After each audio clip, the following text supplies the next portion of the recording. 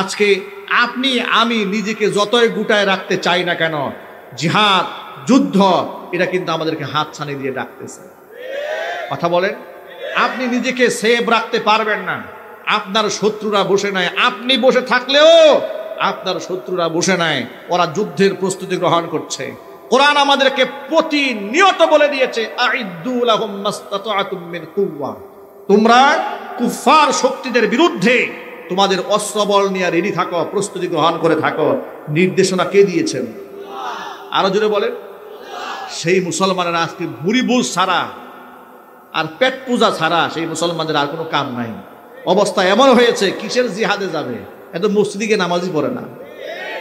কথা বলতে হবে, ঠিক কিনা বলেন? মসজিদে তো নামাজেই যায় না, সে জিহাদে যাবে কেমনে? সুতরাং যুবকেরা প্রস্তুতি গ্রহণ করেন, আল্লাহর পথে লড়তে হবে, আল্লাহর পথে সংগ্রাম করতে হবে। গোটা বাংলাদেশ দ্বিতীয়বারের মতো স্বাধীনতা অর্জন করেছি, এবার আরেকটা স্বাধীনতা অর্জন করতে হবে ইসলামের জন্য। গোটা বাংলাদেশ কোরআন সুন্নাহ দিয়ে পরিচালিত হবে। একেবারে রান্নাঘর থেকে শুরু করে সংসদ ভবন পর্যন্ত প্রত্যেকটা জায়গায় আল্লাহ পাকের কোরআন দিয়ে দেশ চলবে। চান কিনা দুহাত দেখতে চায়। আমার বিগত 16 বছরের 95% বক্তব্য রেকর্ড আছে। বিগত 16 বছরে আমি যত ওয়াজ করেছি, যত কথা বলেছি, এর একেবারে অধিকাংশ 95% বললে ভুল হবে না, যেহেতু সবসময় মিডিয়া থাকে, হয়তো কোনো ক্যামেরায় না হয় মোবাইলে রেকর্ড হয়, এবং আমাদের প্রোগ্রামগুলো সবসময় ওপেন ফিল্ডে হয়, কোনো গোপন প্রোগ্রাম আমরা করি না। যদি আমরা এমন কোনো কথা বলতাম যে কথা রাষ্ট্রদ্রোহিতা হয়, যে কথা মানুষের মানবতা বিধ্বংসী কথাবার্তা হয়, পরিবেশ বিধ্বংস হয়, মানুষের মধ্যে ত্রাস সৃষ্টি হয়, মানুষের মধ্যে ফাসাদ তৈরি হয়, এ ধরনের বক্তব্য তো এত মানুষের সামনে এত ক্যামেরা নিয়ে এটা বলা তো বুক ফুলিয়ে মাথা উঁচিয়ে বলা খুবই মুশকিল ব্যাপার। আর যদি বলেও থাকি তো আমাদেরকে সেই কথার জন্য জবাবদিহিতা করানো এটা একেবারে খুব সহজ একটা ব্যাপার, ঠিক কিনা বলেন? কিন্তু বিগত জীবনের কোনো বক্তব্যের জন্য আমাদেরকে কোনো দিন কোনো প্রশাসনের কর্মকর্তারা বলেন নাই যে আপনার এই বক্তব্যটা রাষ্ট্রদ্রোহিতা হয়েছে, এই বক্তব্যটা আইন অনুযায়ীভাবে ঠিক হয়নি, ধর্মদ্রোহিতা হয়েছে, বা সমাজ বিধ্বংসী কাজ হচ্ছে এই বক্তব্যের কারণে। এমন কোনো অজুহাত তারা দেখাতে পারেনি। না দেখিয়ে অজুহাত একটা দাঁড় করিয়ে দিয়ে কি বলে জানেন? উনি উস্কানিমূলক কথা বলেন, একটা মুখস্থ কথা। যার ধরুন মুখস্থ কথা বলার কারণে যেহেতু তাদের কাছে উল্লেখযোগ্য কোনো কারণ থাকে না, এই জন্য আমাদের নামে তারা যখন মামলা টামলা দিয়েছে, কারণ মামলা দিতে গেলে তো আমার সঠিক কারণটা দর্শাতে হবে, সঠিক কারণ দর্শাতে না পেরে তারা আমাদের নামে কি মামলা দিয়েছে? মামলা দিয়েছে ওয়াজ মাহফিল থেকে ধরে নিয়ে আমাদেরকে লিখেছে যে আমার পকেটে 16টা ককটেল বোমা পাওয়া গেছে। কথা বুঝতে পেরেছেন? এটা হচ্ছে মামলা। মামলা কি দিল? আমরা মানিকগঞ্জে মাহফিলে গেলাম, শুনলাম গাজীপুরে আমাদের নাম মামলা হয়েছে, আমরা গাড়ি আগুন দিয়ে পুড়িয়ে দিয়েছি, মামলা দিয়েছি। এই ধরনের রাজনীতি যারা করেন, অনেক সময় আমি প্রতিবাদ জানাই, আর এই প্রতিবাদ জানানোটা ইমানি দায়িত্ব থেকে করি। সবসময় মনে রাখবেন, সত্য পথের পথিক যারা হয় তারা নির্ভীক হয়। তারা আমাদেরকে কখনো ভয় দেখাতে পারেনি, অনেকবার চেষ্টা করেছে, কখনো মামলা দিয়ে ভয় দেখাতে চেয়েছে, কখনো বাড়িঘর উচ্ছেদ করে দেওয়ার চেষ্টা করেছে, প্রতিষ্ঠানে হানা দিয়েছে, ঘর বাড়ি তছনছ করেছে আমাদেরকে একটু দমানোর জন্য। আমরা যেহেতু আল্লাহর কথা বলি, আমাদের নমনীয় হওয়ার কিছু নাই। যদি মোদির পুতেরা উচ্চ আওয়াজে কথা বলতে পারে, আমরা আল্লাহর কথা বলি, ওদের কণ্ঠের আওয়াজের উপরে নিশ্চয় আমাদের কণ্ঠের আওয়াজ উঁচু হবে। আমাদের ভয় কিসের? সেই কাজগুলো আমরা করেছি। এখন আপনারা একটু এক বাক্যে জবাব দিবেন, আসলে কি আমি উস্কানিমূলক কথাবার্তা বলতাম? আপনারা সাক্ষী দেন। আপনারা তো এখানকার আমার অধিকাংশ মুসল্লি। আমি তো বুটবাজারে অনেক লম্বা সময় জুমার খুতবা দিয়েছি, মাঝখানে 4 বছর ওরা আমাকে নামাজই পড়াতে দেয় না। বিনা নোটিশে আমাকে মসজিদ থেকে তাড়িয়ে দিয়েছে, বিনা অজুহাতে মুতাওয়াল্লি বলেছে একটা কারণ দেখান, তারা বলেছে কোনো কারণ নাই, উপরের নির্দেশ, উনি নামাজ পড়াতে পারবে না। উনি নামাজ পড়ালে এলাকার মধ্যে বিশৃঙ্খলা তৈরি হবে। সবসময় মনে রাখবেন, ফিরআউনের কাছে হযরত মূসা কখনোই ভালো হতে পারে নাই,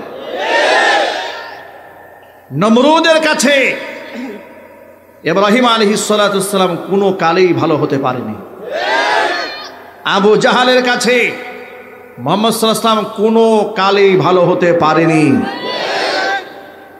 মুহাম্মদ সাল্লাল্লাহু আলাইহি ওয়াসাল্লামের উত্তরাধিকার সত্যিকারের উলামারা আবু জেহেলের নাতিপুতিদের কাছেও কোনোদিন ভালো হতে পারবে না। আমরা এটা ধরে নিয়েছি ওরা আমাদেরকে কখনো ভালোবাসবে না, এটা ভালোবাসা সম্ভব নয়। কেন সম্ভব নয়? তেল আর পানি যেমন এক মিলিত হয় না, কুফর এবং শিরিক যেমন মিলিত হয় না, হক এবং বাতিলও কোনোদিন মিলিত হতে পারে না। সত্য পথের পথিক হিসেবে আল্লাহ তাআলা যেন আমাদের সকলকে কবুল করেন। আরো চিৎকার দিয়ে বলেন আল্লাহুম্মা আমিন। আলহামদুলিল্লাহ আলহামদুলিল্লাহি নাহমাদুহু ওয়া নাস্তাঈনুহু ওয়া নাস্তাগফিরুহু ওয়া নু'মিনু বিহি ওয়া নাতাওয়াক্কালু আলাইহি ওয়া নাউযু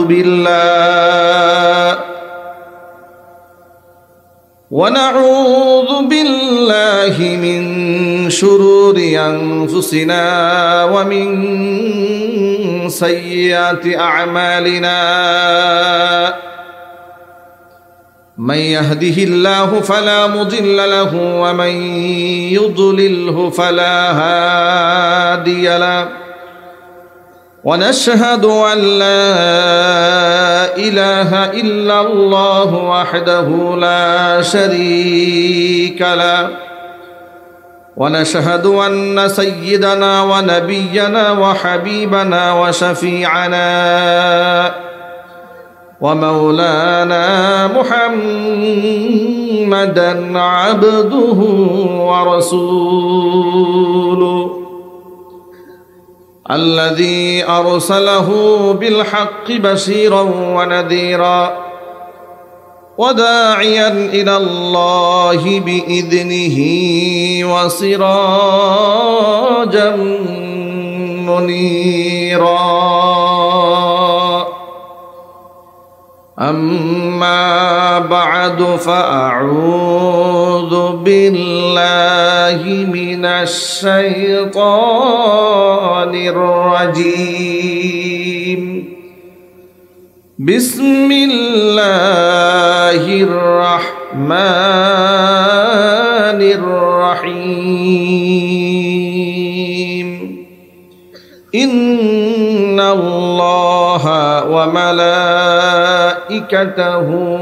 يصلون على النبي يا أيها الذين آمنوا صلوا عليه وسلموا تسليما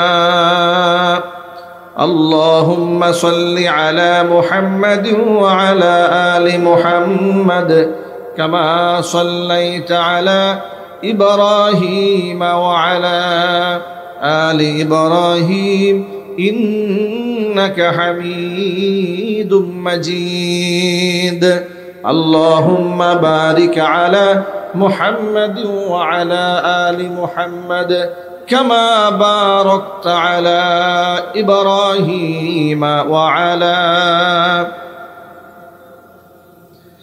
إنك حميد مجيد মোহাব্বতে প্রাণ খুলে সকলে মিলে কিছুক্ষণ জিকির করুন লা ইলাহা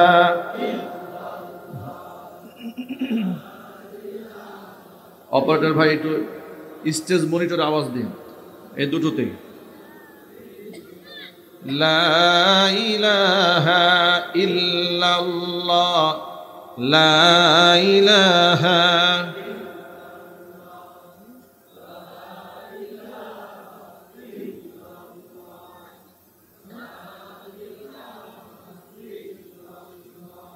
লা ইলাহা ইল্লাল্লাহু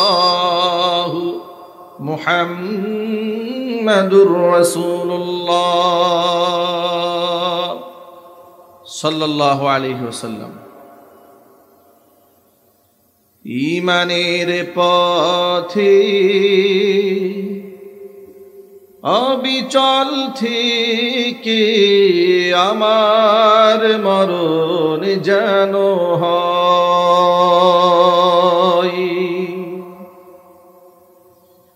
ঈমানের পথে অবিচল থেকে আমার মরণ যেন হয়। তোমারই কাছে মিনতি আমার,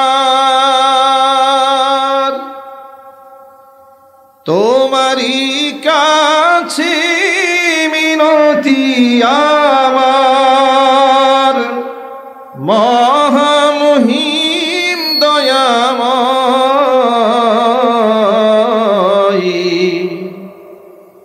ঈমানের পথে অবিচল থেকে আমার মরণ যেন হয়। ঈমানের পথে অবিচল থেকে আমার মরণ যেন হয়।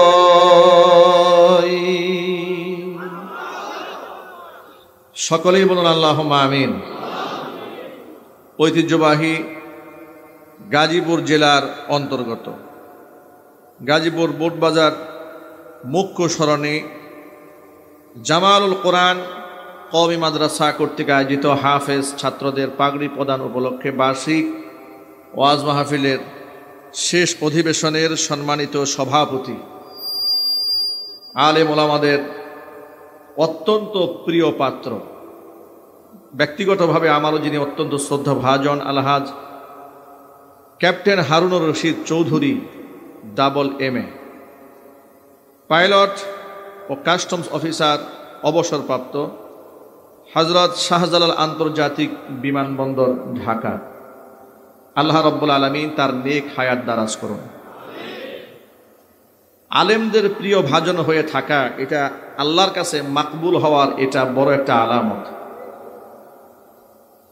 সাহাবায়ে কেরাম রাদিয়াল্লাহু তাআলা আনহুম আজমাইন, তাদের মধ্যে উসামা ইবনে যায়েদ রাদিয়াল্লাহু তাআলা আনহু রসুলের নাতি হয়, পালক পুত্র যায়েদ রাদিয়াল্লাহু তাআলা আনহুর ছেলে। তার উপাধি ছিল হিব্বু রাসূলিল্লাহি সাল্লাল্লাহু আলাইহি ওয়াসাল্লাম। তিনি ছিলেন রসুলের ভালোবাসার পাত্র। হাদিসের ওই ভাষ্য অনুযায়ী আমরা বলতে পারি ক্যাপ্টেন হারুনুর রশিদ চৌধুরী সাহেব ইনি হচ্ছেন হিব্বুল উলামা, উলামাদের ভালোবাসার পাত্র। আল্লাহ রাব্বুল আলামিন দ্বীন ও ইসলামের খেদমতে আল্লাহ পাক তাকে কবুল করেন। তার হৃদয়কে আল্লাহ পাক আরো আরো অনেক বেশি প্রশস্ত বানিয়ে দেন। তার সন্তানদেরকেও আল্লাহ তাআলা কবুল করেন। উপস্থিত আজকের এই ওয়াজ মাহফিলের সম্মানিত প্রধান অতিথি ডক্টর মোহাম্মদ আশেক কবির চৌধুরী সাহেব, dean school of under graduate studies, জাতীয় বিশ্ববিদ্যালয় বাংলাদেশ। এমন একজন সম্মানিত মেহমানকে আজকে ওয়াজ মাহফিলে পেয়ে আমরা নিজেরা পুলকিত অনুভব করছি এবং আমরা তাকে অন্তরে অন্তঃস্থল থেকে মোবারকবাদ জানাচ্ছি। আল্লাহ রাব্বুল আলামিন এমন একজন শিক্ষাবিদকে দ্বীন ও ইসলামের খেদমতে কবুল করে নেন এবং তার শিক্ষা কার্যক্রম সঠিকভাবে আঞ্জাম দেওয়ার তৌফিক আল্লাহ পাক তাকে দান করেন। এছাড়াও আমন্ত্রিত আজকের উদ্বোধক মুফতি আব্দুল কাদের মোল্লা, MD জীবন হজ গ্রুপ বাংলাদেশ, অর্থ সচিব হজ অ্যাসোসিয়েশন অব বাংলাদেশ।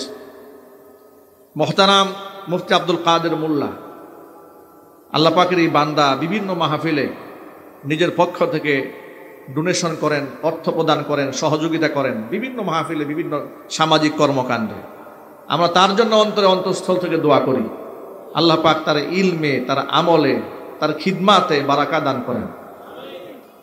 এছাড়াও আমন্ত্রিত বিশেষ অতিথিবৃন্দ, হাজারাত উলামায়ে কেরাম, মুরব্বিয়ান এযাম, অত্র এলাকা এবং পার্শ্ববর্তী এলাকার বিভিন্ন প্রান্ত থেকে ছুটে আসা দিনদরদি, ইমানদার, পরহেজগার, মুত্তাকি মুসলিম ভাইয়েরা, পর্দার অন্তরালে অবস্থানরত আমাদের সকলের শ্রদ্ধাভাজন পর্দানিশীন মা এবং বোনেরা, মহান আল্লাহ রব্বুল আলামিনের দরবারে আলিশানে লাখ কোটি শুকরিয়া আদায় করছি যে মহান মনিব জগদ্দল পাথরের মতো চেপে বসা এক দাপট এবং ক্ষমতাধর স্বৈরাচারীর জুলুম থেকে, নির্যাতন থেকে, শোষণ থেকে, জুলাই আগস্টের বিপ্লবের গণ অভ্যুত্থানে আল্লাহ রব্বুল আলামিন আমাদেরকে নতুন বাংলাদেশ উপহার দিয়ে স্বৈরাচারীর কবল থেকে আমাদেরকে মুক্ত করে দিয়েছেন। স্বাধীনভাবে কথা বলার মতো পরিবেশ তৈরি করে দিয়েছেন। এখন স্টেজে ওঠার আগে কেউ আমাদেরকে বলে না, হুজুর দেশের অবস্থা ভালো না, একটু বুঝে শুনে ওয়াজ করেন। কেউ একটা স্লিপ দেয় না আমাদেরকে এখন। অথচ আগে স্বৈরাচারীর আমলে এমন মাহফিল খুব কম পেয়েছি যেখানে আমাদেরকে স্লিপ দেওয়া হয়নি। মাহফিলের পারমিশন নিতে গিয়ে থানায় বেনামাজিদের পিছনে দৌড়াতে দৌড়াতে অবস্থা খারাপ হয়ে যেত। আলেমরা কি বয়ান করবে সেই বক্তব্য শিখাই দিত জাহেলরা। একটু জোরে বলতে হবে, ঠিক কিনা বলেন? আচ্ছা, আলেমরা কি ওয়াজ করবে সেটা কি জাহেলরা শিখাই দেবে? তা আলেম এত বছর পড়াশোনা করে কি করলো? তোমার মতো পেশাব করে পানি নাও না, দাঁড়ায় তুমি পেশাব করো, তোমার কাছ থেকে শিখতে হবে। বেনামাজি লোকেরা আমাদের উপর খবরদারি করত। মাহফিল মঞ্চে এসে আলেমদেরকে অপমান করেছে এমন শত শত নজিরা এই দেশে আছে না নাই?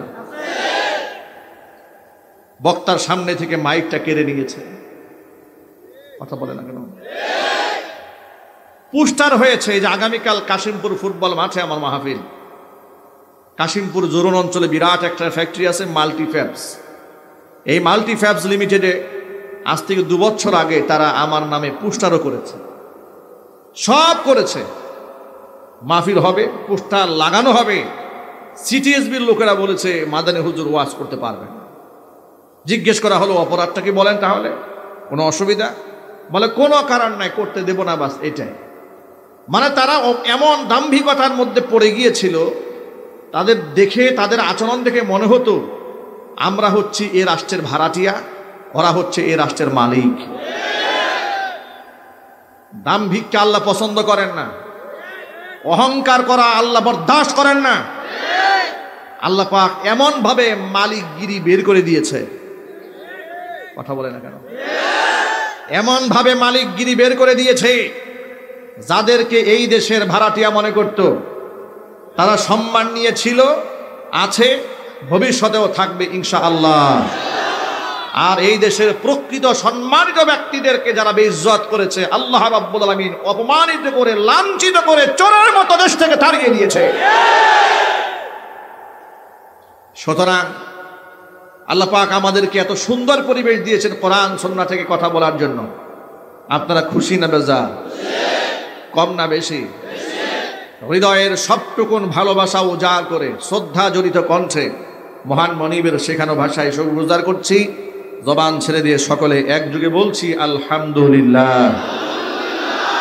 রব্বানা লাকাল হামদ হামদান কাসীরা তাইয়িবান মুবারাকান ফীহি। রব্বানা লাকাল হামদু কামা ইয়ানবাগি লিজালালি ওয়াজহিকা ওয়া আযীমি সুলতানিকা। আল্লাহ রাব্বুল আলামিন আজকের ওয়াজ মাহফিলকে কবুল করুন। জামালুল কোরআন কওমি মাদ্রাসাকে আল্লাহ তাআলা কিয়ামত পর্যন্ত কবুল করুন। মাদ্রাসার সমস্ত হাজাত আল্লাহ তাআলা তার গায়বে খাজানা থেকে মিটিয়ে দিন। অক্লান্ত পরিশ্রম করে এই জান্নাতের বাগান যারা সাজিয়েছেন, দূরদারাজ থেকে শোনার জন্য যারা এসেছেন, আল্লাহ তাআলা যেন খালি হাতে কাউকে ফিরিয়ে না দেন, সকলকে বেগুনা মাসুম হিসেবে আল্লাহ তাআলা কবুল করে নেন। অত্র এলাকার সমস্ত মুর্দেগানের কবরে আযাব আল্লাহ তাআলা কিয়ামত পর্যন্ত বন্ধ করে দিন। কাল হাসরের কঠিন ময়দানে এই আয়োজন আল্লাহ তাআলা আমাদের সকলের নাজাতের জারিয়া হিসেবে কবুল করুন। বন্ধুগণ, এই পৃথিবীতে এসেছে আল্লাহ পাকের দাসত্ব এবং গোলামি করার জন্য। নেককার বান্দা হতে চায়, বদকার হতে চায় না। এই পৃথিবীতে কেউ গুনাহগার, ফাসিক, ফুজ্জার হিসেবে পৃথিবীতে জন্ম নেয় না। নবী করিম সাল্লাল্লাহু আলাইহি ওয়াসাল্লাম বলেছেন, কুল্লু মাউলুদিন ইউলাদু আলা ফিতরাতিল ইসলাম। প্রতিটি নবজাতক শিশু যারা জন্মগ্রহণ করে, কেউ কাফির হয়ে জন্মগ্রহণ করে না, কেউ নাস্তিক হয়ে জন্মগ্রহণ করে না, কেউ মুশরিক হয়ে জন্মগ্রহণ করে না। ইল্লা আন্না আবাওয়াইহি, জন্মগ্রহণ করে আলা ফিতরাতিল ইসলাম, ইসলামী ভাবাপন্ন হয়ে, তাওহীদের উপর ভিত্তি করে তাদের জন্ম হয়। কারণ আলামে আরওয়াহে আল্লাহ পাক সকল রূহকে লক্ষ্য করে যখন বলেছিলেন, আলাস্তু বিরাব্বিকুম, আমি কি তোমাদের রব নই, প্রতিপালক নই? তারা সকলে বলেছিল, ক্বালু বালা, নিশ্চয় আপনি আমাদের রব। এর মানে আলামে আরওয়াহে আমরা রূহের জগতে যখন ছিলাম, আল্লাহকে রব হিসেবে আমরা স্বীকৃতি দিয়েছি। এই পৃথিবীতে যখন আমরা আসি, তখন আমরা বেগুনা মাসুম হয়ে রবের স্বীকৃতি নিয়ে আমরা দুনিয়াতে আসি। কিন্তু ইল্লা আন্না আবাওয়াইহি, তবে তার বাবা মা, ইউহাব্বিদানিহি ওয়া ইউমাজ্জিসানিহি ওয়া ইউনাসসিরানি, তার বাবা মা তাকে ইহুদি বানায়, বাবা মা সন্তানকে খ্রিস্টান বানায়, বাবা মা সন্তানকে মূর্তি পূজারী বানায়, অগ্নি পূজারী বানায়। এই সমাজ মানুষকে নষ্ট করে দেয়, কথা বলতে হবে ঠিক কিনা? এজন্য কোনো নবজাতক শিশু যদি মুশরিকের ঘরেও জন্ম নেয়, বালেগ হওয়ার আগেই ব্যক্তি যদি মারা যায়, তাহলে সে জাহান্নামী হবে না, সেই ব্যক্তি জান্নাতি হবে। যত ভাইরা এখানে এসেছেন, আল্লাহর নবী সাল্লাল্লাহু আলাইহি ওয়াসাল্লাম বলেছেন, মানুষ যেহেতু আল্লাহর ফিতরাত, দ্বীনের ফিতরাতের উপর জন্মগ্রহণ করে দুনিয়াতে আসে, সুতরাং তার পরিবেশ তাকে নষ্ট বানিয়ে দেয়, বাবা মা নষ্ট বানিয়ে দেয়। বাবা মা তার জন্য জান্নাতের ওয়াসিলা হয়ে যায়, বাবা মা তার জন্য জাহান্নামের কারণ হয়ে দাঁড়ায়। আজকে আমাদের সন্তানেরা মাথার মধ্যে পাগড়ি পেয়েছে, 30 পারা কোরআনকে তারা হিফজ করেছে। আমার ভাষায় আমি বলবো, ধন্য মায়ের ধন্য সন্তানরা 30 পারা কোরআনের হাফেজ হয়। এই পৃথিবীতে যত হাফেজ কোরআন রয়েছে, কোরআনের ধারক এবং বাহক রয়েছে, তারা আল্লাহর কাছে এতটাই সম্মানিত আর মর্যাদার পাত্র। তারা যখন রাস্তায় হাঁটে, পৃথিবীর সম্মানিত ব্যক্তিদেরকে, রাজা বাদশাদেরকে লাল গালিচা সংবর্ধনা দেওয়া হয়, আর হাফেজ কোরআনরা রাস্তায় যখন হাঁটে, ফেরেশতারা রহমতের ডানাগুলা কার্পেট হিসেবে পায়ের নিচে বিছিয়ে দেয়। কোরআন হচ্ছে সম্মানের প্রতীক। হাফেজ সাহেব কত সুন্দর করে তিলাওয়াত করেছেন। মনে রাখবেন, বিশুদ্ধভাবে দক্ষতার সাথে যারা কোরআন তিলাওয়াত করে, নবী করিম সাল্লাল্লাহু আলাইহি ওয়াসাল্লাম বলেছেন, আল মাহিরু বিল কোরআনি মা'আস সাফারাতিল কিরামিল বারারা, দক্ষতার সাথে বিশুদ্ধভাবে যারা তিলাওয়াত করে, তাদের মর্যাদা এতটা উপরে, নৈকট্যপ্রাপ্ত ফেরেশতাদের সমতুল্য তারা হয়ে যায়। ওয়াল্লাযী ইয়াকরাউল কোরআনা ওয়া ইয়াতাআতাউ, যারা ধাক্কায় ধাক্কায় ঠেলে ঠেলে কোরআন পড়ে, ওই সমস্ত ব্যক্তিরা কষ্ট হওয়ার পরেও ওয়াহুয়া শাক্কুন আলাইহি, তারপরেও কোরআন ছাড়ে না, তাদের কষ্ট হয়। আল্লাহর হাবিব বলেছেন, কষ্ট হওয়া সত্ত্বেও যারা কোরআন পড়া বাদ দেয় না, কষ্ট করেও কোরআন পড়ে, লাহু আজরান, আল্লাহ পাক ওই বান্দা বান্দির আমল নামার মধ্যে আল্লাহ ডাবল সওয়াব লিখে দেন। কোরআনে কারীমের তিলাওয়াতের আমল করবেন। আজকে আমাদের সংসারে সুখ নাই, সমৃদ্ধি নাই, ডিভোর্সের সংখ্যা বেড়েছে, তালাকের সংখ্যা বেড়েছে, পরকিয়া বেড়েছে, ধর্ষণ বেড়েছে। কথা বলতে হবে ঠিক কিনা বলেন? কি নাই আমাদের বলেন? আজ থেকে 50-52 বছর আগে লোক সংখ্যা কম ছিল, জনসংখ্যা কম ছিল, অভাব ছিল, অনটন ছিল। মানুষ, আমারও ছোটবেলার কথা মনে আছে, গ্রামগঞ্জে যখন আমরা থাকতাম, মানুষ এতটা খেতে পারতেন না, এতটা পড়তে পারতেন না। এখন গ্রামগঞ্জে মানুষেরা সুন্দর খাচ্ছে, পড়ছে, ওঠা বসা করছে। এত কিছু থাকার পরেও কেন সমাজের মধ্যে ডিভোর্সের সংখ্যা বাড়বে? কেন তালাকের সংখ্যা বাড়বে? আগে খেয়ে না খেয়ে স্বামীর সাথে মাঠে ঘাটে মহিলারা দিনের বেলায় প্রচণ্ড রৌদ্রে কাজ করেছে, কৃষক স্বামীর জন্য খাবার মাথায় করে বহন করে শেষ পর্যন্ত পৌঁছে দিয়েছে। এত কষ্টে জীবিকা নির্বাহ করেছে, সংসার করেছে, 5-7টা সন্তানের জনক জননী হয়েছে, সংসারে এত অভাব থাকার পরেও তালাক হয়নি, ডিভোর্স হয়নি। আর এখন ঘরের মধ্যে এসি আছে, ডিসি আছে, ফ্রিজ আছে, লাক্সারিয়াস সব ইকুইপমেন্ট আছে। জীবনকে এত সুন্দর করে রাঙানো যায়, সেই সংসারের মধ্যে দাও দাও করে আগুন জ্বলে কেন? কথা বলতে হবে, ঠিক কিনা জোরে বলেন? সব আছে, সুখ নাই, কারণটা কি? সব আছে, সুখ নাই, তার কারণটা আমি যেটা আইডেন্টিফাই করেছি, লক্ষ্য করে শোনেন। আপনারা যারা সচেতন মানুষ, ইতোমধ্যে আপনারা সংবাদ পেয়েছেন, সুইডেনে একটা যন্ত্র আবিষ্কার করা হয়েছে। এটাকে বলা হয় তারা মৃত্যুর পট বানানো হয়েছে। ছোট্ট একটা কাবারের মতো বানিয়েছে, মৃত্যু পট। 1 মিনিটের মধ্যে বিনা যন্ত্রণায় আত্মহত্যা করার সুবর্ণ সুযোগ আছে।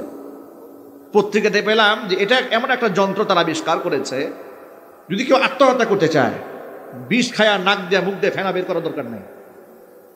মানে তুমি যে মরবাই, যেহেতু তোমার মরতেই যেহেতু মনে চায়, এই যন্ত্রের মধ্যে আসো, 1 মিনিটে ঠান্ডা মাথায় মরে যাইবা।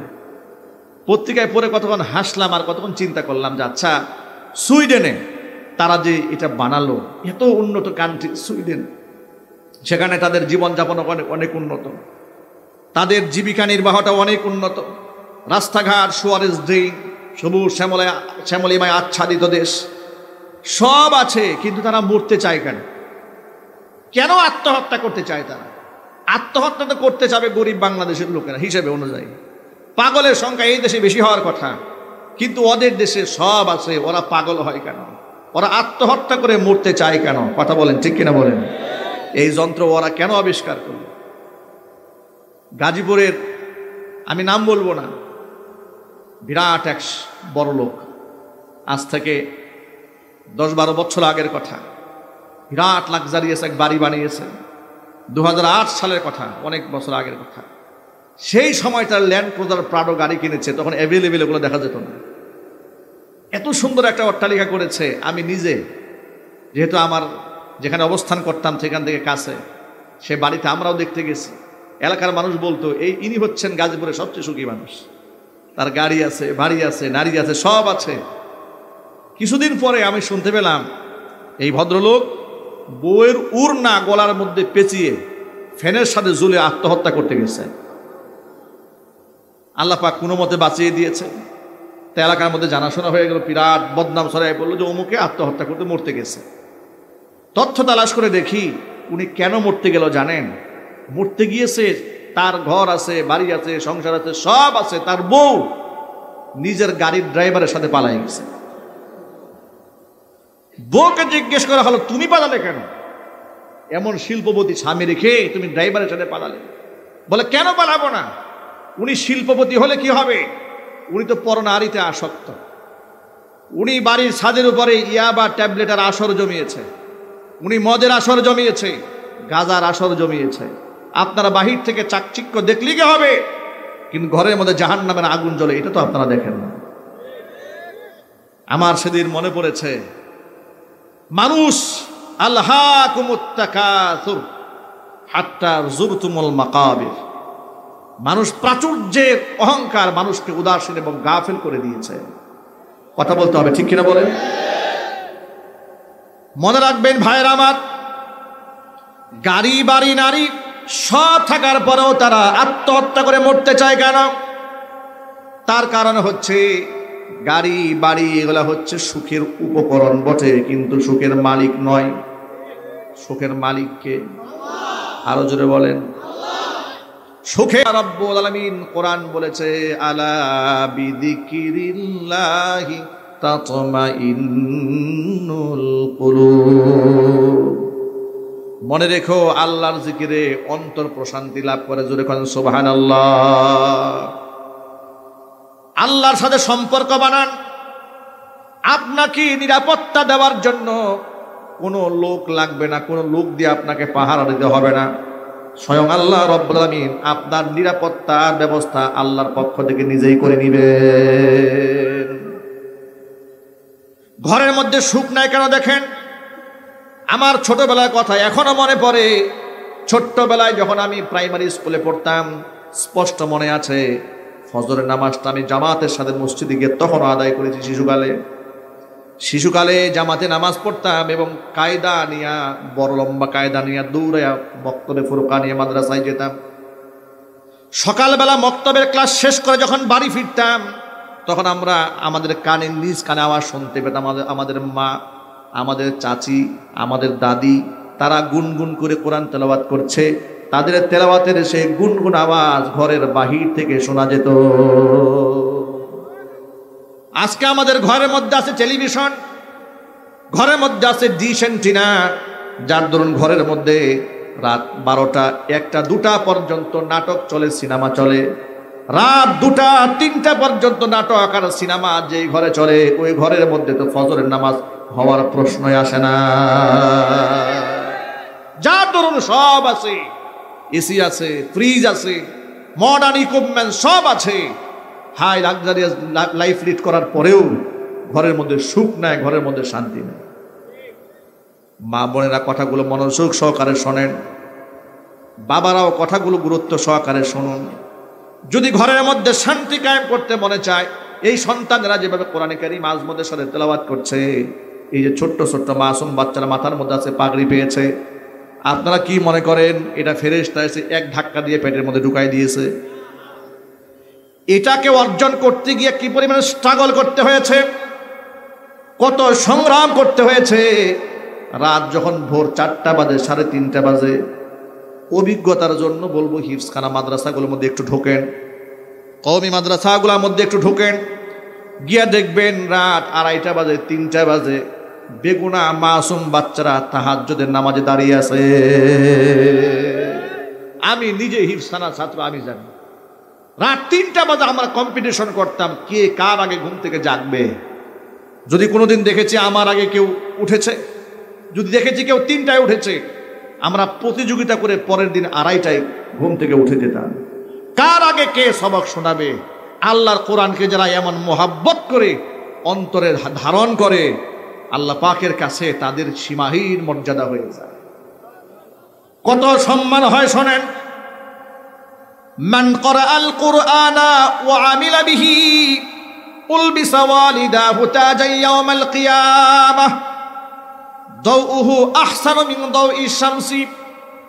এই পৃথিবীতে যারা আল্লাহর কোরআন তেলাওয়াত করে, কোরআন পড়ে এবং সেই অনুযায়ী যারা আমল করে, কিয়ামতে তার বাবা এবং মাকে আল্লাহ নূরের তাজ পরাবেন, মুকুট পরাবেন, যে মুকুটের আলো পৃথিবীর সূর্যের চাইতেও উত্তম হবে।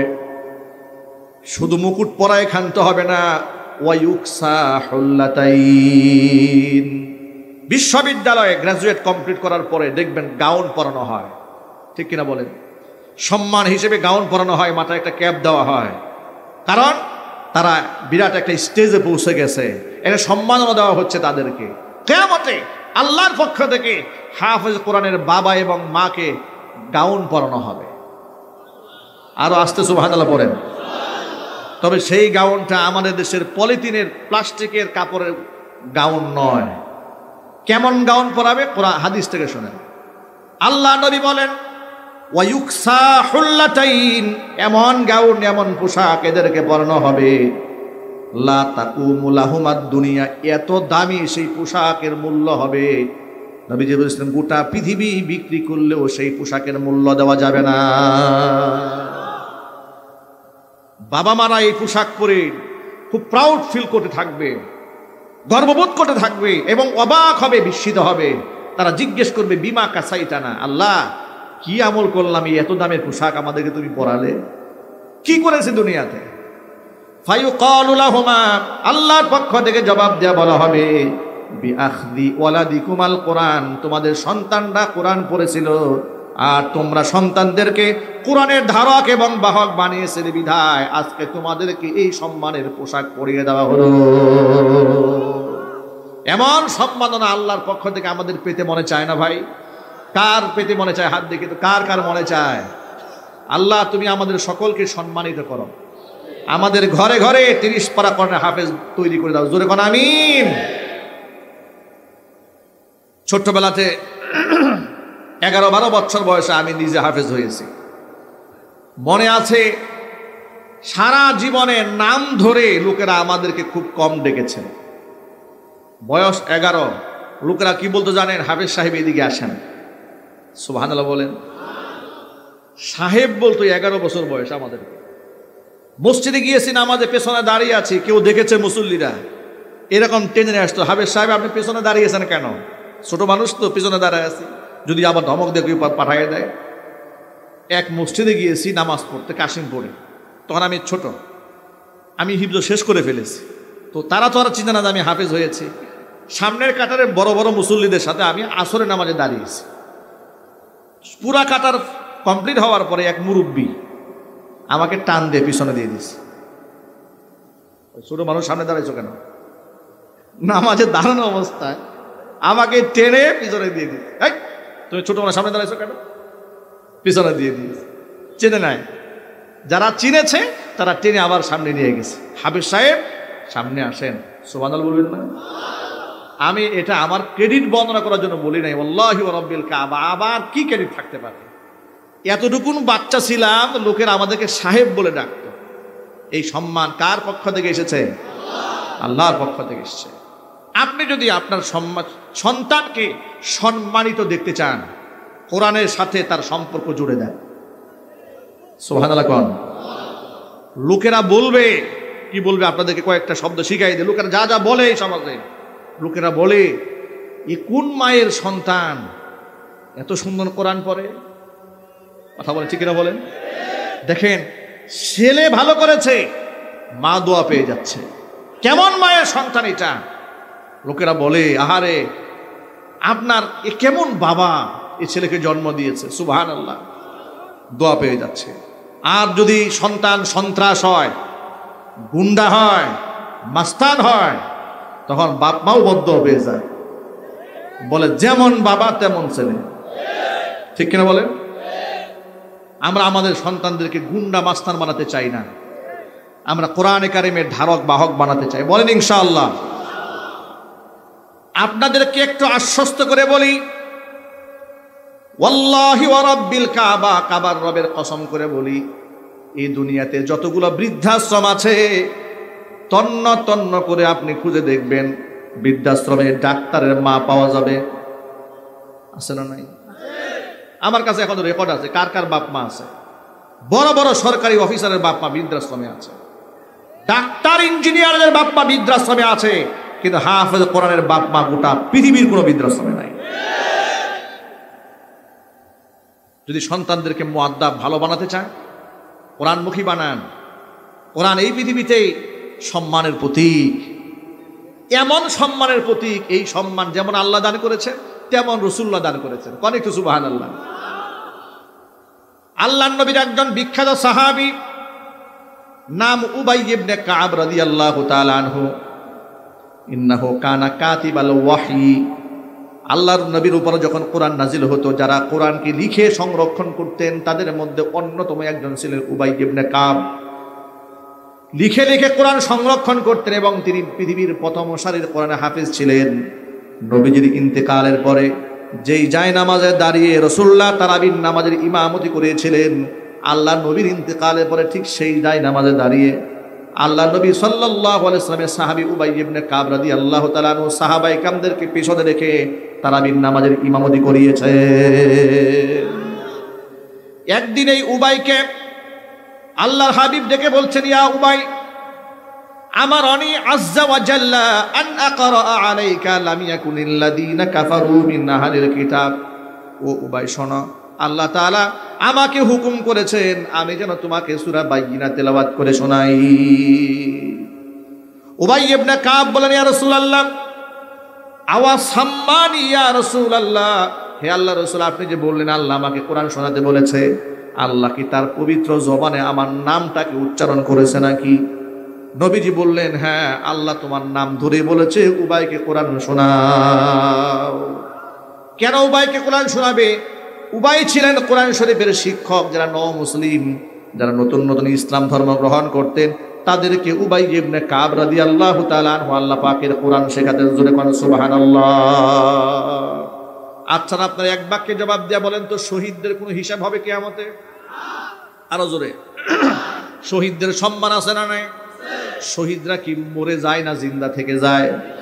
কসম আল্লাহর, শহীদরা মরে না, এটা আল্লাহ পাক কোরআনে নিজেই বলেছেন। ওয়ালা তাকুলু লিমান ইউকতালু ফি সাবিলিল্লাহি আমওয়াত বাল আহইয়াউ ওয়ালাকিন লা তাশউরুন। যারা আমি আল্লাহর রাস্তায় নিহত হয়েছে তাদেরকে তোমরা মৃত বলো না, ওরা জীবিত।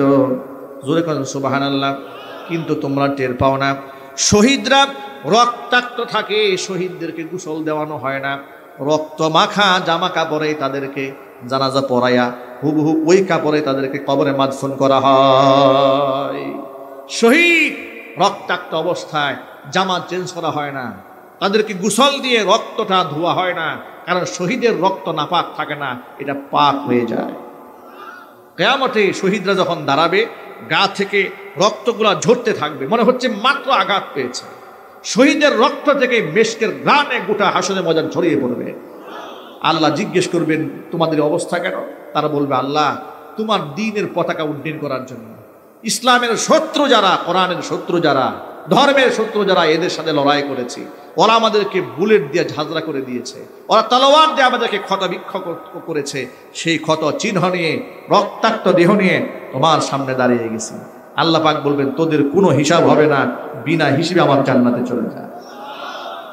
শুহাদায়ে উহুদ, উহুদের ময়দানে 70 জন সাহাবী শাহাদাত বরণ করেছিলেন। কতজন? 70 জন সাহাবী শাহাদাত বরণ করলেন। আল্লাহর নবী সাল্লাল্লাহু আলাইহি ওয়াসাল্লাম নিজে রক্তাক্ত হয়ে গেলেন, দান দান শহীদ হয়ে গিয়েছিল। মাথার লোহার টুপিটা ভেঙে, লোহার করা মাথার হাড় ভেঙে ভিতরে ঢুকে পড়েছিল।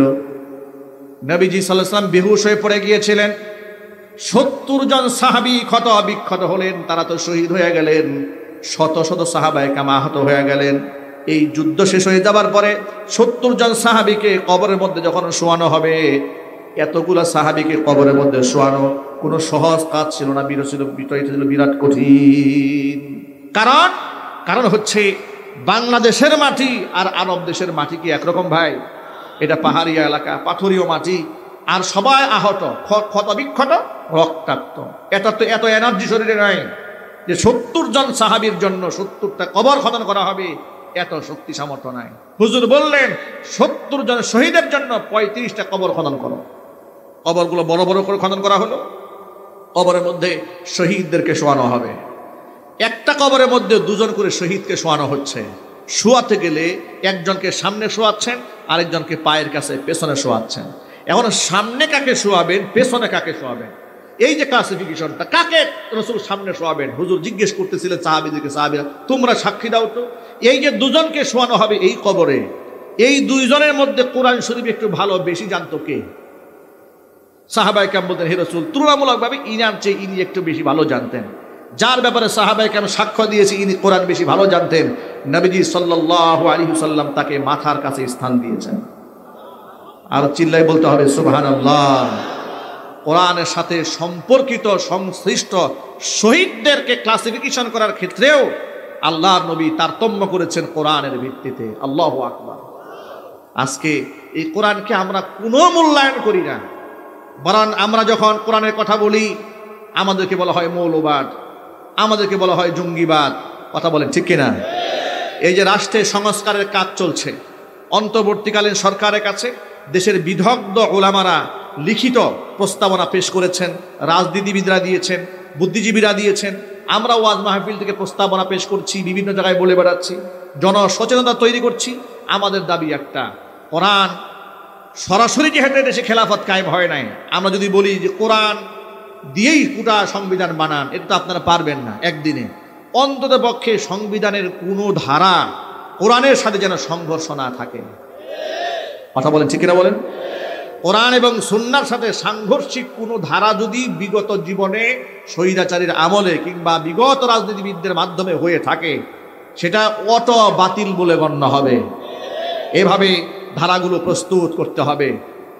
কোরআনে কারীমের শিক্ষা অনুযায়ী সংবিধানের শুরুতে বিসমিল্লাহির রহমানির রহিম সংযোজন করতে হবে। মুসলমান বিসমিল্লাহ ছাড়া কোনো কিছুই শুরু করতে পারে না। নবী করিম সাল্লাল্লাহু আলাইহি ওয়াসাল্লাম বলেছেন, যেই ব্যক্তি বিসমিল্লাহ ছাড়া কাজ শুরু করে সেটা অপূর্ণাঙ্গ থেকে যায়। গোটা রাষ্ট্র চলবে একটা সংবিধানের উপর ভিত্তি করে, আর তার উপর বিসমিল্লাহির রহমানির রহিম থাকবে না, তা তো হতে পারে না। কথা বলতে হবে, ঠিক কিনা বলেন? এমনকি এদেশে সকলের হৃদয়ের একটা দাবি আছে। বিগত জীবনে আমরা বহু সংগ্রাম করেছি, মিছিল করেছি, মিটিং করেছি, কাজ হয় নাই, উল্টা আমরা মার খেয়েছি। সেটা কি?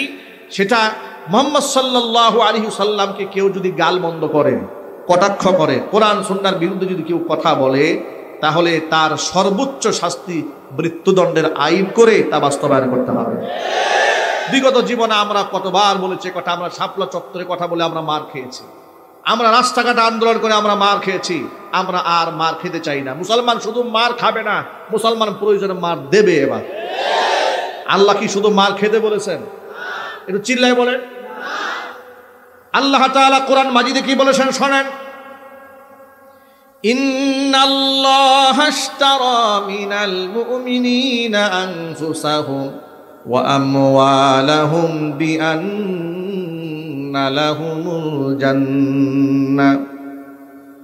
নিশ্চয় আল্লাহ তাআলা খরিদ করে নিয়েছেন ঈমানদারদের কাছ থেকে তাদের জান এবং মাল, বিনিময়ে তাদেরকে জান্নাত দান করেছেন।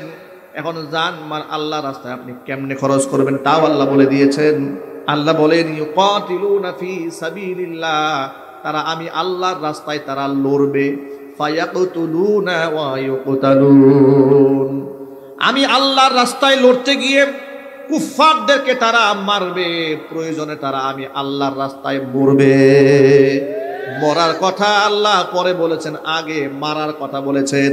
সুতরাং প্রিয় যুবক ভাইদেরকে বলছে, যুবক ভাইরা আমার, যেহেতু আমরা মুমিন মুসলমান, ইমানের হালাতে দুনিয়া থেকে বিদায় নিতে চাই, কিন্তু আল্লাহর নবী কথা বলে দিয়েছেন, মাল্লাম ইয়াগজু ওয়ালাম ইউজাব্বিজ গাজিয়ান, যেই ব্যক্তি কোনোদিন জিহাদ করে নাই, জিহাদের সামানাও যোগায় দেয়নি, এমনকি মনের মধ্যে আল্লাহর পথে লড়ার সংকল্প করে নাই, ব্যক্তি যখন মারা যাবে মা তাআলা শাবাতিম মিনান নিফাক, মুনাফিক হয়ে মারা যাবে।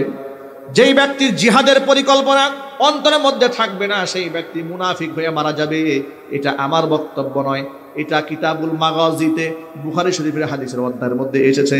নবী করিম সাল্লাল্লাহু আলাইহি সাল্লাম বলেছেন, যার মনের মধ্যে জিহাদের পরিকল্পনা নাই, ব্যক্তি যদি মারা যায় সে মুনাফিক হয়ে মারা যায়। যুবক ভাইরা, আল্লাহর পথে আগে কুফফারদেরকে মারতে হবে, এরপরে মরতে হবে। রাজি আছে কিনা? মনে রাখবেন, সাধারণ কাফের যারা, এখানে একটু ভুল বোঝাবুঝির ব্যাপার আছে। সাধারণ হিন্দু যারা, সাধারণ মুশরিক যারা, সাধারণ বৌদ্ধ খ্রিস্টান যারা, কিংবা ধর্মযাজক যারা, ধর্মের ভিন্ন ধর্মাবলম্বী যারা, এদের প্রতি ইসলাম তাদেরকে হত্যা করতে বলে নাই, তাদেরকে কাটতে বলে নাই, তাদের সাথে দুশ্মনী রাখতে বলে নাই, হৃদয়ঙ্গম করতে, একেবারে আন্তরিক বন্ধু বানাতে বারণ করেছে।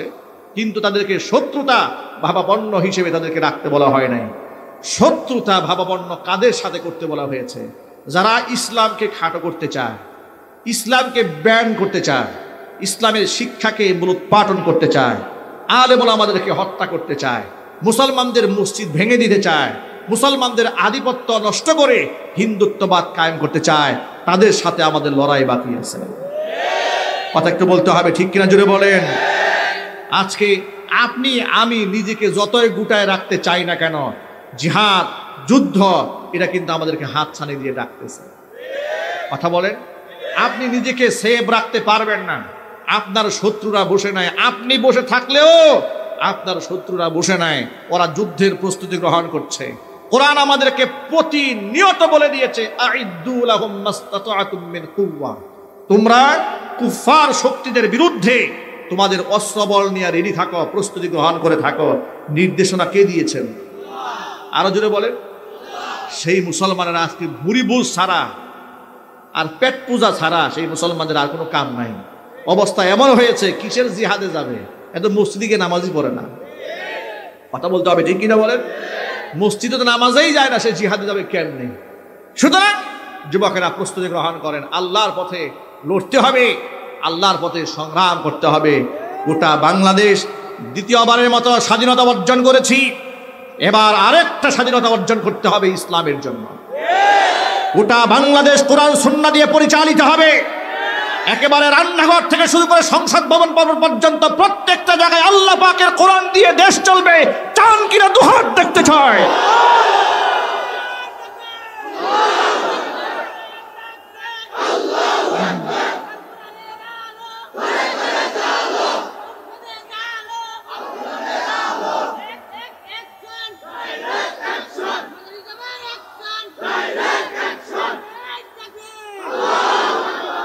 প্রিয় যুবক ভাইয়েরা আমার, জিহাদ আল্লাহর পথে করতে হবে, প্রস্তুতি গ্রহণ করে রাখেন। আর আল্লাহর পথে তারাই লড়তে পারবে যাদের ঈমান শক্তিশালী। মুনাফিকরা কোনোদিন জিহাদে যেতে পারে না, ওরা পেছন দিক থেকে পালায়া যায়। পৃথিবীর ইতিহাসে যুগ যুগ ধরে এটাই লেখা আছে, নবী করিম সাল্লাল্লাহু আলাইহি ওয়াসাল্লামের সময়ও মুনাফিকরা জিহাদ করে নাই। ওরা নবী সাল্লাল্লাহু আলাইহি ওয়াসাল্লামের সাথে জিহাদে অংশগ্রহণ করেছে, পিছন দিক থেকে তারা ভেগে পালায়ে গেছে। মুনাফিক হওয়া যাবে ভাই? ইমানদার হতে হবে। খালিদ বিন ওয়ালিদ রাদিয়াল্লাহু তাআলা আনহু ইসলাম ধর্ম গ্রহণ করার পরে কোনো জিহাদে যিনি পরাজিত হন নাই, ইসলামের এই অপরাজয় এক সৈনিক, যার উপাধি সাইফুল্লাহ, আল্লাহ পাকের তলোয়ার। বৃদ্ধ বয়সী বিছানায় শুয়ে বার্ধক্যজনিত রোগে আক্রান্ত হয়ে জীবনের শেষ সায়ান্নে এসে চোখের পানি ছেড়ে কান্না করে নিজের স্ত্রীকে ডেকে ডেকে বলেছে, প্রিয়তমা স্ত্রী, আমার পায়ের পাতা থেকে শুরু করে একেবারে মাথার তালু পর্যন্ত একটু মেহেরবানি করে চেক দিয়ে দেখো তো যে গোটা দেহের এখনো কোনো অঙ্গ বাকি আছে নাকি যেখানে জিহাদের ময়দানের আঘাত নাই। স্ত্রী একেবারে পায়ের পাতা থেকে শুরু করে মাথার তালু পর্যন্ত পুরাটা চেক দিয়েছে, বলে, প্রিয়তমা স্বামী, আপনার শরীরে একটা অঙ্গও বাকি নাই যেখানে আপনি আঘাত খান নাই। সুবহানাল্লাহ। আল্লাহর কাছে দুইটা চিহ্ন বড় প্রিয়। একটা চিহ্ন হচ্ছে নামাজ পড়তে পড়তে যে কপালে দাগ হয়ে যায়, সীমাহুম ফি বুজুহিহিম মিন আতারিস সুজুদ, সিজদা করতে করতে কপালে সিজদার দাগ। আরেকটা হচ্ছে জিহাদের ময়দানে ক্ষত বিক্ষত হওয়ার দাগ। এই দুটো দাগ আল্লাহর কাছে বড় প্রিয়। খালিদ বিন ওয়ালিদ তার স্ত্রী তাকে ডেকে বলছেন, আপনার এমন একটা অঙ্গ নাই যেখানে আঘাতের চিহ্ন নাই, সব জায়গায় আঘাতের চিহ্ন আছে। এবার খালিদ বিন ওয়ালিদ বললেন, শোনো তাহলে, ইসলাম ধর্ম গ্রহণ করার পর থেকে সব সময় সেনাপতির দায়িত্ব গ্রহণ করে সামনের কাতারে চলে যেতাম, সবার সামনে থাকতাম। যেখানে মুসলমানরা বেশি বেশি শাহাদত বরণ করছে, শহীদ হওয়ার তামান্না নিয়ে আর তলোয়ার হাতে নিয়ে সেখানে ঝাঁপিয়ে পড়তাম। কিন্তু আল্লাহ পাকের রহমত আমার উপরে এমন ভাবে বর্ষিত হতো, আমার তলোয়ারের সামনে কোনো কুফাররা টিকতে পারতো না, টুকরা টুকরা হয়ে তারা পরাজিত হয়ে যেত। কোনো জিহাদে আমি ঘায়েল হতাম না, আমি আঘাতপ্রাপ্ত হয়েছি কিন্তু আমি গাজী হয়ে ফিরেছি। যখন সুবহানাল্লাহ। স্ত্রীকে ডেকে বলে, শুধু আমার মনে একটা কষ্ট। প্রিয়তমা স্ত্রী ডেকে বলছে, আপনার মনে কিসের কষ্ট? আপনি এত বড় সাহাবী, আপনার প্রতি নবীজি সাল্লাল্লাহু আলাইহি ওয়াসাল্লাম এত সন্তুষ্ট ছিলেন, আপনার মনে এত কষ্ট কেন? খালিদ বিন ওয়ালিদ বলেন, শাহাদাতের তামান্না নিয়ে সব সময় সামনের সারিতে থাকতাম, কিন্তু আল্লাহ আমাকে শহীদ হিসেবে মঞ্জুর করলেন না। আজকে বার্ধক্যজনিত অবস্থায় ধুকে ধুকে আমি মরতেছি, আমার মনে এটাই কষ্ট। স্ত্রী জবাব দিয়ে বলে, প্রিয়তমা স্বামী, আপনার নাম কি? বলে, আমার নাম খালিদ বিন ওয়ালিদ। আপনার নামের উপাধি কি? বলে, আমার নামের উপাধি হচ্ছে সাইফুল্লাহ। বলে, সাইফুল্লাহ মানে কি? সাইফুল্লাহ মানে হচ্ছে আল্লাহর তলোয়ার। তাহলে এবার আপনি বলেন, আপনি কেমনে পরাজিত হবেন? কেউ যদি আপনাকে হত্যা করে, আপনাকে টুকরা করে ফেলে, তাহলে সে তো আল্লাহর তলোয়ারকেই টুকরা করে ফেললো। আপনি আল্লাহ পাকের সেই বিজয়ী সৈনিক, আল্লাহর সেই তলোয়ার, আল্লাহর তলোয়ারকে ভাঙতে পারে এমন তলোয়ার পৃথিবীর আবিষ্কৃত হয় নাই। চিল্লাবেন আল্লাহু আকবার। ঘটনা থেকে সবক দিয়েছি আপনাদের সামনে। খালিদ বিন ওয়ালিদ মৃত্যু শয্যায় শায়িত হয়ে শহীদ কেন হলেন না, এই জন্য চোখের পানি ছেড়ে কান্না করছেন। প্রত্যেকটা মুমিন মুসলমানের উচিত আল্লাহর পথে শহীদ হওয়ার জন্য তামান্না অন্তরের মধ্যে পোষণ করা। শহীদ মৃত্যু যদি না হয় তাহলে কি দিয়ে মরতে পারে? লক্ষ্য করেন, হয়তো ডায়াবেটিসে আক্রান্ত হয়ে কিডনি পচে মারা যেতে হবে, না হয় হার্ট অ্যাটাকে মারা যেতে হবে, না হয় সড়ক দুর্ঘটনায় মরতে হবে। কথা বলেন। না হয় কিডনি পচে নষ্ট হয়ে যাবে, না হয় হার্ট ব্লক হয়ে যাবে, কোনো না কিছুতে আক্রান্ত হয়ে হয়তো মরতে হবে। কিছু না কোনো একটা উসিলা ধরে তো আমাকে দুনিয়া থেকে বিদায় হতেই হবে। দুনিয়া থেকে চলে যেহেতু যেতেই হবে, আমার মনের তামান্না রাখা উচিত, আল্লাহ তুমি আমাকে তোমার পথে শহীদ হিসেবে মঞ্জুর করে নাও। নবী করিম সাল্লাল্লাহু আলাইহি ওয়াসাল্লাম একদিন বসে আছেন, হুজুরকে অমুসলিমদের পক্ষ থেকে, মুশরিকদের পক্ষ থেকে একটা চাদর হাদিয়া দেওয়া হয়েছে। আচ্ছা আপনারা বলেন তো, এই পৃথিবীতে আল্লাহ রসুলের চাইতে সুন্দর মানুষ ছিল নাকি? আরো জোরে বলেন। এত সুন্দর তিনি ছিলেন। মা আয়েশা রাদিয়াল্লাহু তাআলা আনহা বলতেন যে এই পৃথিবীতে সকালবেলা সূর্য উদিত হয়, পৃথিবী আলোকিত হয়। আমার ঘরে একটা সূর্য আছে, এশারের পরে উদিত হয়। আর চিল্লা এখন সুবহানাল্লাহ। আচ্ছা, এত সুন্দর একটা মানুষ এত চমৎকার একটা চাদর গায়ে দিয়েছে, সেই চাদরের মধ্যে রেশমের কাজ করা, রেশমের কাজ করা। এমনিতেই সুন্দর রাসূল, আবার গায়ে দিয়েছে চমৎকার একটা চাদর। কেমন লাগতেছে একটু আন্দাজ করেন, একটু কল্পনার জগতে যান। ঠোঁটটা গোলাপের পাপড়ির মতো, গালটা এরকম। সাহাবায়ে কেরাম বলেছেন যখন তিনি রাগ হতেন, আহমাররাত ওয়াজহা, চেহারায় এমন লাল হতো মনে হতো আঙুরের রস চিপড়ায় চেহারার মধ্যে ঢেলে দেওয়া হয়েছে। কুচকুচে কালো চুল, বাবরি চুল, একেবারে মুখ ভর্তি দাড়ি, নাভি থেকে শুরু করে এই পর্যন্ত চিকন একটা পশমে রেখা ছাড়া শরীরে কোনো পশম নাই। এত চমৎকার একটা চেহারার মানুষ বসে আছে, গায়ের মধ্যে রেশমি চাদর পরা। সাহাবায়ে কেরাম রাসূলের এই দৃশ্য দেখে চাদরখানা হাতে নিয়ে এরকম ডলতে থাকলেন, বলতে থাকলেন, হে রাসূল, এত সুন্দর চাদর, জীবনে তো এরকম সুন্দর চাদর দেখি নাই। সাহাবায়ে কেরাম রাসূল সাল্লাল্লাহু আলাইহি ওয়াসাল্লাম বুঝতে পারলেন সাহাবীদের মন চাদরের প্রতি একটু ঝুঁকেছে। হুজুর তখন বললেন, লামানাদিলু সাদ ইবনে মুআদ ফিল জান্নাতি আফদালু মিন হাদা।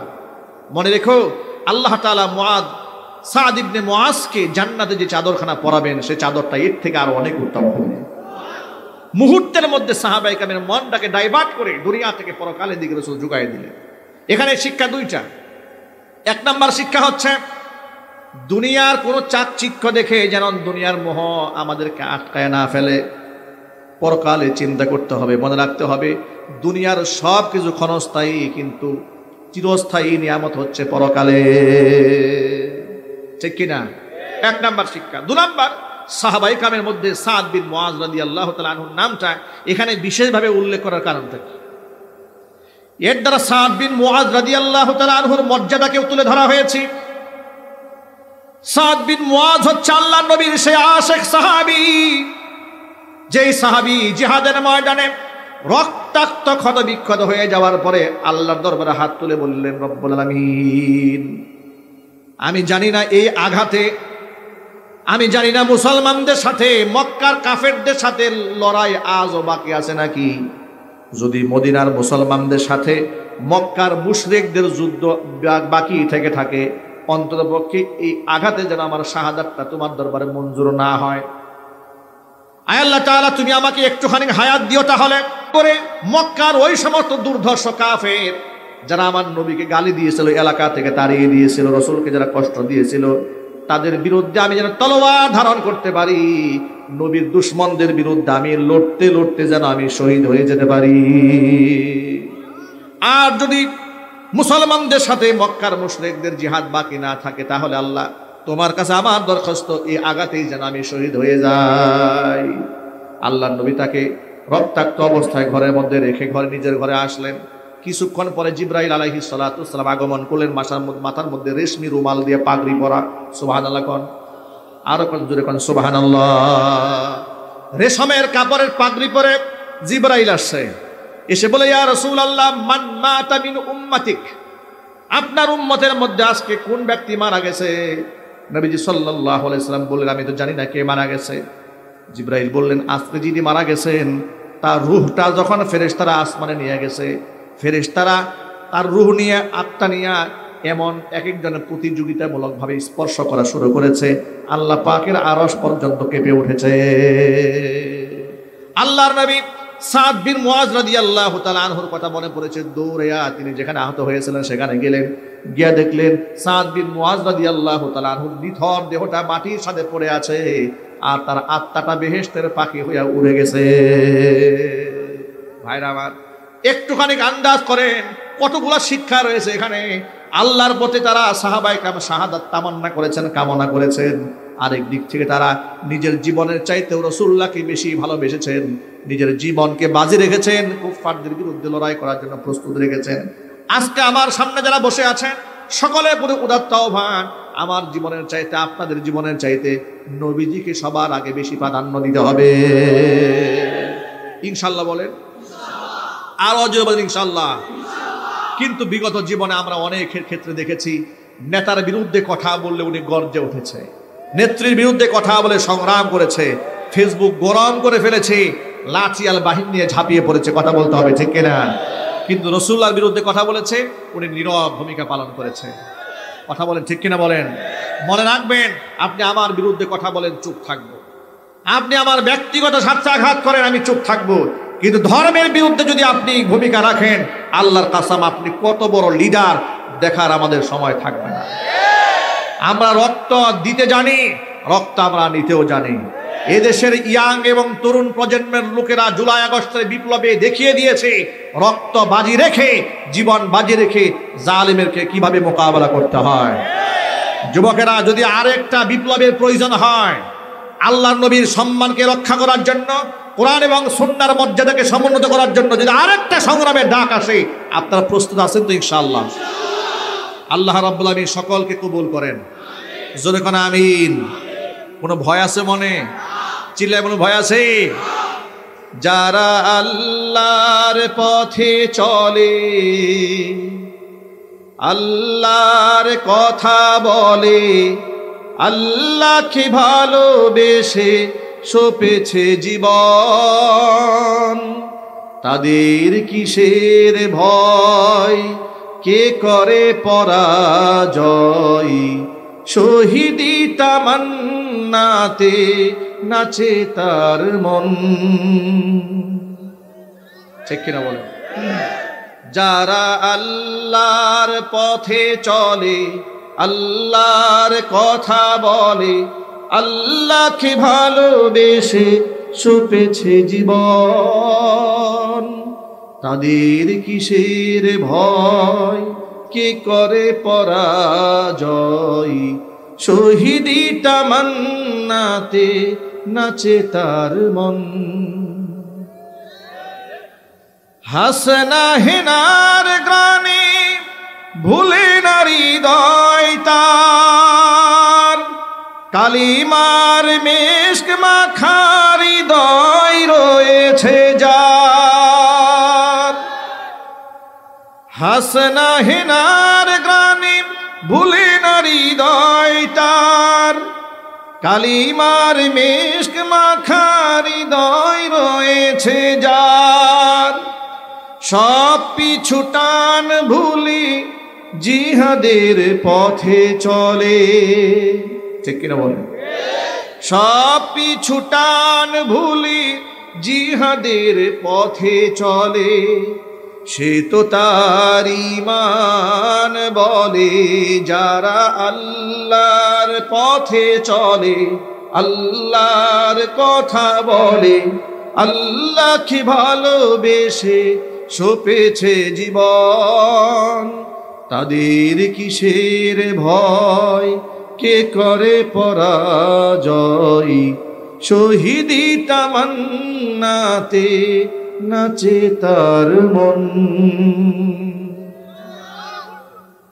যারা আল্লাহর পথে চলে, আল্লাহর কথা বলে, শহীদি তামান্নাতে তাদের মন নেচে ওঠে। সুতরাং তাদের কোনো ভয় নাই। প্রিয় যুবকেরা, আসুন আমরা কোরআনমুখী হই, রাসূলমুখী হই, ইসলামমুখী হই। আমরা অন্তরে একটা তামান্না আজকে এখান থেকে দৃঢ় প্রত্যয়ের সাথে গ্রহণ করি যে আমরা প্রত্যেকের ঘরে ঘরে একজন করে কোরআনে কারীমের হাফেজ তৈরি করবো ইনশাআল্লাহ। ইচ্ছা আছে তো ভাই? ইনশাআল্লাহ নিয়ত করে ফেলে।